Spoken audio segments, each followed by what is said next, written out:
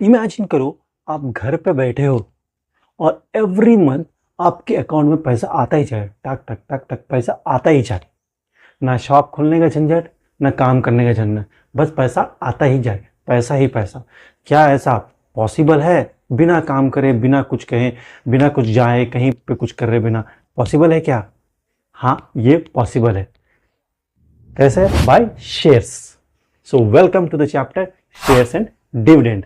Student, अगर आप सोचो कोई कंपनी का शेयर होल्डर बन जाओ तो हर साल कंपनी आपको पैसा भेजता ही जाएगा, भेजता ही जाएगा, भेजता ही जाएगा। लेकिन कितना पैसा देगा?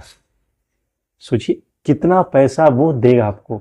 इमेजिन करिए आप और आपका फ्रेंड मिलके एक कुछ कंपनी खोलें, या फिर चलो दुकान ही खोले। कंपनी तो बहुत बड़ा बात है, दुकान ही खोल ले।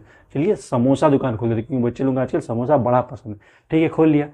उसके बाद अगर सोचिए आपने कुछ प्रॉफिट कमाया वो दुकान से, कुछ फायदा हुआ दुकान में, तो क्या करेंगे? पूरा पैसा हड़प लेंगे, रख लेंगे, या फिर डिस्ट्रीब्यूट करना होगा? सर पैसा तो सबको देना पड़ेगा सर। सो देना पड़ेगा पैसा, याद रखिए।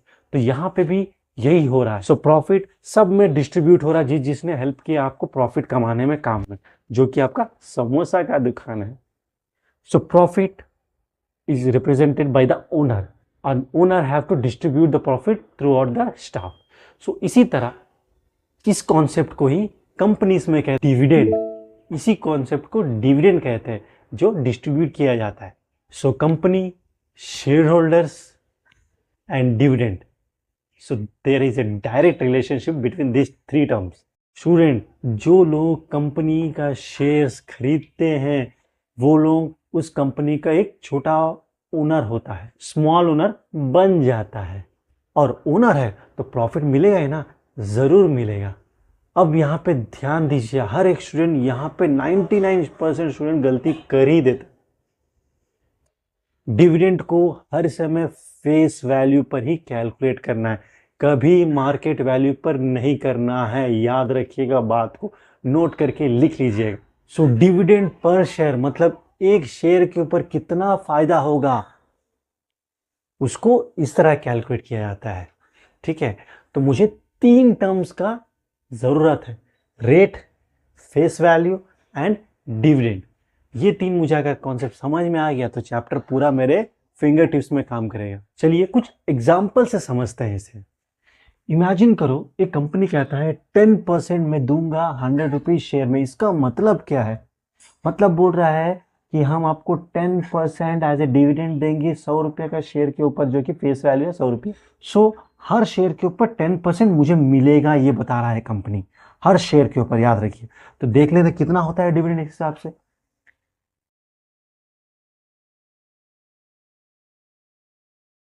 सो मुझे ये समझ में आ गया कि एक शेयर के ऊपर मुझे 10 रुपया मिलेगा, एक शेयर के ऊपर 10 रुपीज मुझे मिलेगा। याद रखिए बात को। स्टूडेंट्स याद रखिए, ये कोई चॉकलेट नहीं है, ये है रियल मनी, जो कि 10 रुपीज मुझे मिलने वाला, बैठे बैठे मिलेगा। सो आपके पापा ने 50 शेयर्स परचेस किया, जिसका फेस वैल्यू 100 है। जब वो बोला कि डिविडेंड आपको 8% देगा, तो इसको कैलकुलेट करिए क्या आएगा। डिविडेंड पर शेयर कितना आ जाएगा? 8/100 into the face value, that is ₹8। मतलब एक शेयर के ऊपर मुझे 8 रुपीज मिलेगा। स्टेप नंबर 1, मैंने 50 शेयर्स परचेस किया, मैंने एक शेयर के ऊपर 8 रुपीज मुझे देगा बोला, लेकिन मैंने कितना परचेस किया? सर आपने 50 शेयर्स परचेस किया तो कितना पूरा मुझे मिलेगा? टोटल इनकम निकाल देते हैं। चलिए, इनकम इक्वल टू ₹8 इंटू 50, क्या आ गया आपका? ₹400। सो 50 शेयर्स के ऊपर मुझे 400 रुपीज मिलेगा, मतलब घर पे 400 रुपया आएगा। अब समझे पापा शेयर्स में क्यों पैसा लगाते हैं? बैठे बैठे पैसा कमाओ। एग्जाम में टीचर थोड़ा स्मार्ट खेलता है आप लोगों के साथ। टीचर पूछता है, इस तरह क्वेश्चन देता है जहां की डिविडेंड बोल देता है आपको 1680, जबकि फेस वैल्यू आपका 24,000 है, तो बोलेगा आपको रेट फाइंड आउट करने के लिए। रेट हम कुछ इस तरह निकालेंगे, इस फॉर्मूला को यूज करते हुए। तो हमारा रेट है 7%, बस फॉर्मूला देखो उल्टा हो गया। इसे कहते हैं डिविडेंड ट्रायंगल ट्रिक। जो चाहिए बाकी दोनों को यूज करो। एक सिंपल एक्सपेरिमेंट। पिज्जा का मतलब यहाँ पे फॉर एग्जांपल प्रॉफिट होता है, स्लाइसेस का मतलब शेयर होल्डर होता है। तो जितना बड़ा स्लाइस हुआ उतना ज़्यादा मेरा प्रॉफिट हुआ, तब डिविडेंड मिलेगा मुझे। ध्यान रखिए, कंपनी भी प्रॉफिट का पिज्जा बनाता हो, मतलब वो कंपनी प्रॉफिट में रहे तभी तो मुझे मिलेगा प्रॉफिट। ये है आपका क्विक रिकैप, तो हमने अच्छे से कंप्लीट कर लिया।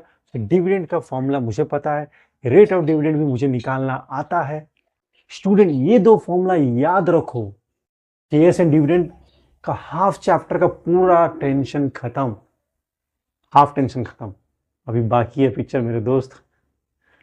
अब नेक्स्ट वीडियो में सीखेंगे शेयर से टोटल इनकम किस तरह निकालना है।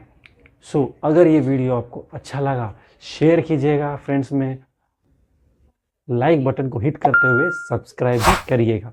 और जैसा मैं बोलता हूँ, हम लोग यहाँ पे कॉन्सेप्ट सीखेंगे, रटना बिल्कुल नहीं। तो चलिए मिलते हैं नेक्स्ट वीडियो में।